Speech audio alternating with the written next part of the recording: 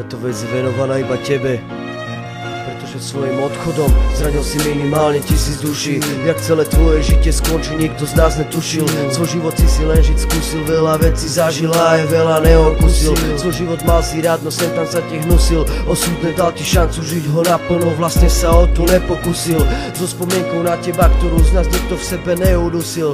Naopak rozduchal ju každý, že pre nás žiješ navždy. Boh sa na Luky 7 obratil chrbtom v deň, keď venoval sa drbkom. Rozhodol sa, že bude kosiť, no tentokrát na nesprávnom poli kosil. V duchu ťa oňho každý prosil, zobral si nám anjela, nikto ťa o to nepoprosil.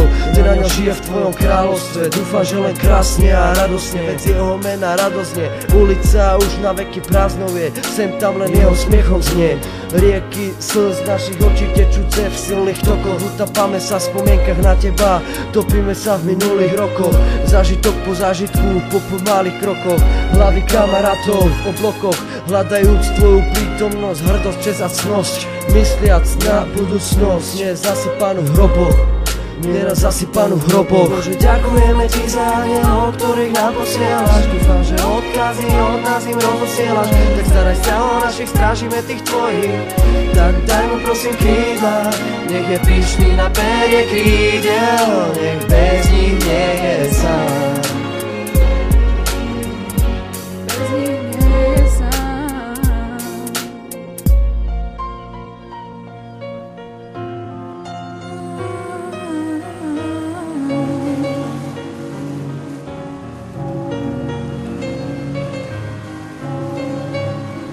Lebo život takto pekne začína, detský úsmev je tá hlavná stránka života, čo pre rodičov veľa toho znamená.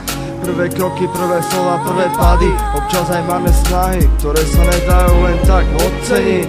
Zapamätaj si, že život sa má naplno žiť a nelen tak ho podceniť. Radšej si daj poradiť, ale nenechaj sa odradiť. Musíš najprv pridať, ale pri každej zákľute nečakane podradiť. Na všetky podrady si mohol aj ty gáčovi nohy podraziť. Keď sa išlo piť, taký si bol, že ne kamarát tebe, ale ty kamarátovi si išiel pivo zaplatiť. Lebo ne každá rana sa dala rýchlo zahojiť, a preto Bratislava Luky 7 ti to takto chcela oplatiť.